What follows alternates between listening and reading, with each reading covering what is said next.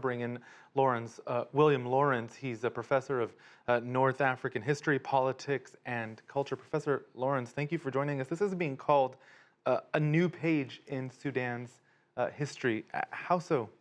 Well, I think that's accurate, but it's one page in a book that needs to be written.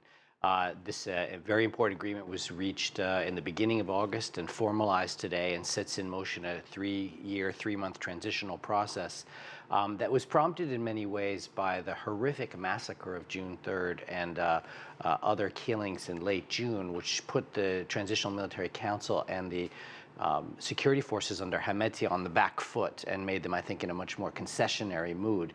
But they didn't concede that much. When you think about it for a minute, this agreement is between people that have not been elected, and there will be no elections for 3 years and 3 months. And there's a huge number, and some of them were just in now, of military and security issues, of political issues, and of economic issues, and no real clear roadmap in place about how to address all these issues. Obviously, the civilian leadership would have preferred a military-free council. Yeah. They got what I believe is an 11-person council, 5 military, 5 civilians, and 1 civilian who's approved by both sides. Yeah. Is this a win? Was this the best they could have gotten? Probably. Even though the military council was in a concessionary mood, that's about probably the best they could have done. Originally, they'd asked for a 24-month period, and now the military has got a 21-month period where they're mostly in control because they have a veto power over this 11th member. And that protects their business interests, that protects them from investigations for killings and human rights abuses.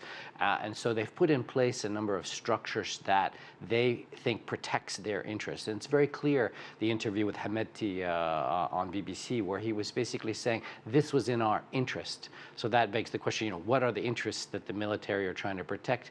And it's worth mentioning that Hemedti, who's the head of the former Janjaweed, the RSF, they control most of the gold industry and a lot of the agricultural industry in Sudan that will be important for the economic piece of the transition, but they also benefit a lot personally from these businesses. Which leads me to my next question. What is Hemedti's future in all this?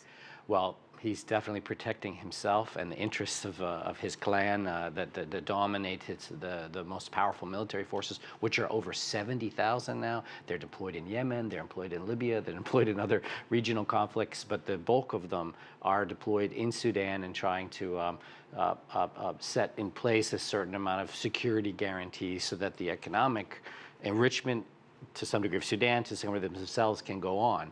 And so I think he's going to hang on to power as long as he can. The real question is he hanging on to power as part of a democratic transition without elections for 3 years, or is there going to be a kind of power grab over time as he tries to consolidate his power? This is quite a remarkable timeline, and a lot of it is thanks to the African Union.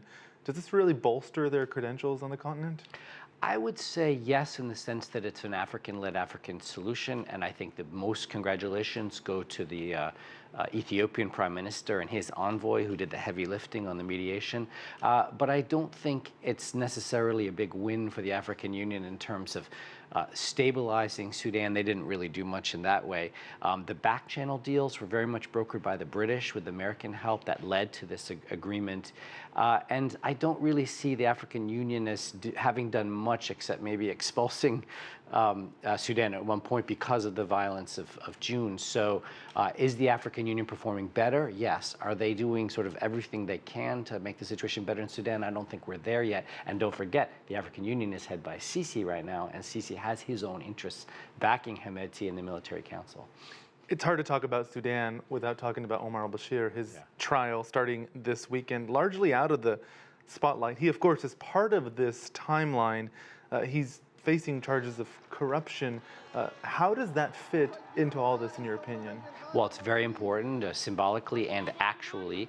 The Sudanese regime still runs the way a little bit Bashir run it. I mean, all these corrupt officials that were around him are in many ways still in place, and the corrupt businesses. So This is the first step, hopefully, in the defeating of corruption, that if we look at other countries in the region, like Egypt and Tunisia, just to pick two, corruption got worse after the transition, not better. So it's a very important first step. Of course, he's wanted by the International Criminal Court for crimes in Darfur, but this is just the economic piece of it. But symbolically, it will be very important, and how they treat this will be a signal as to whether transitional justice matters in Sudan or whether we just have window dressing. Professor William Lawrence from George Washington University, thank you for your insight.